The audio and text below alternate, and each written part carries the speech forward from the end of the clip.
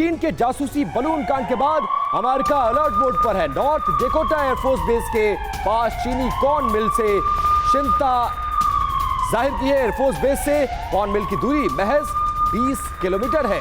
अमेरिकी मिलिट्री के अफसरों ने जासूसी का शक जताया था।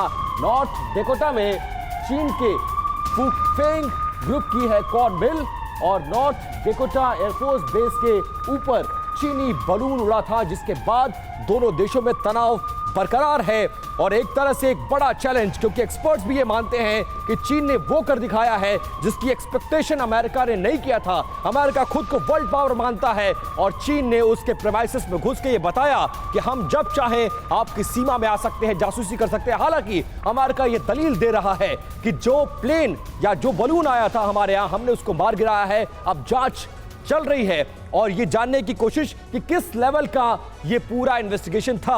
और अब आपको बताते हैं कि नॉर्थ डेकोटा में अमेरिकी मिलिट्री बेस से चीन के नागरिक की कॉर्न मिल से कितनी दूरी है और इसका मकसद क्या है, वो आपको दिखाने की कोशिश करते हैं। दरअसल इस वॉल के जरिए समझिए, ये ग्रैंड फोर्क्स एयरबेस है और यहां से 20 किलोमीटर की दूरी पे है और ये फुफेंग ग्रुप की कॉर्न मिल है जहां से ये आया था। 20 किलोमीटर इसकी दूरी बताई जा रही है और इसी के जरिए चीन बहुत बड़ी जासूसी करने की कोशिश कर रहा था। फुफेंग कॉर्न मिल की ये जगह बताई जा रही है और चीन के फुफेंग ग्रुप ने पिछले साल इस जमीन को खरीदा था और एयरफोर्स बेस के पास 370 एकड़ जमीन खरीदी गई थी। मिलिट्री अफसरों ने इसको लेकर विरोध भी जताया था और समझाने की भी कोशिश कर रहे हैं। जब अफसरों ने विरोध जताया था उस समय यह कहा गया था कि आखिर ऐसा क्या है इसमें, लेकिन अब चीन ने अपना मकसद साफ कर दिया है। पर सर, इसको समझाने की, थोड़ा ब्रीफ करने की कोशिश करिए। क्या ये एक प्लान्ड कदम था जो अब समझ में आ रहा है कि पहले उस कॉर्न मिल की जमीन को खरीदना, फिर इस तरह से बलून का उड़ना, और बेशक अब अमेरिका कुछ भी कहे लेकिन ये कदम आप पहली नजर में ये प्लान्ड नजर आता है, आपको क्या लगता है? देखिए, ये गेम्स नेशंस, मुझे समझ नहीं आ रहा कि अमेरिका ने चाइना की एक फर्म को इतनी अपने स्ट्रेटेजिक बेस के इतने नज़दीक ज़मीन खरीदने कैसे दी, क्योंकि ये तो जब शीत युद्ध चल रहा था तो ये तो रशिया और अमेरिका में कॉमन था। दोनों कोशिश करते थे कि किसी तरह से दूसरे के देश में घुसें और स्पाई करें। तो ये एक चैप्टर अमेरिका को खुद सुलझाना पड़ेगा कि कैसे ये ज़मीन दी गई।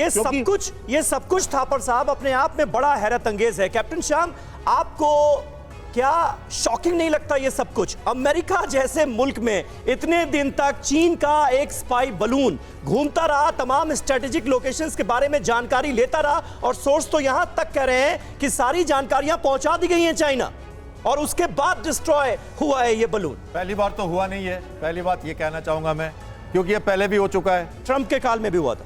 जापान के ऊपर से उड़े, हमारे अंडमान निकोबार के द्वीप से उड़ गए। ये बैलून्स तो उड़ते रहते हैं। उनका यही कहना है कि यार हवा की गति से उड़ गए, ये तो मौसम के लिए उड़ाए थे। देखिए, जो हमारा जो रेडियो साउंडे कहते हैं उसको हम, रेडियो साउंडे का मतलब होता है हर दिन हजारों बैलून, हर कंट्री, हम तो हर शिप से, हर लैंड से, हर मेट्रोलॉजिकल ऑफिसर, मौसम विभाग का अधिकारी ये जानता है कि रोज बैलून छोड़ा जाता है। वो छोटी ऊंचाइयों तक जाते हैं जो हाइट, स्पीड और आपकी टेम्परेचर के हिसाब से हवा की गति बताते हैं, ताकि आपकी एयरक्राफ्ट की ब्रीफिंग की जा सके और हमारी मौसम विभाग की पकड़ हमारे पास रहती है, तभी हमारे हवाई जहाज ऊपर सुरक्षित रहते हैं।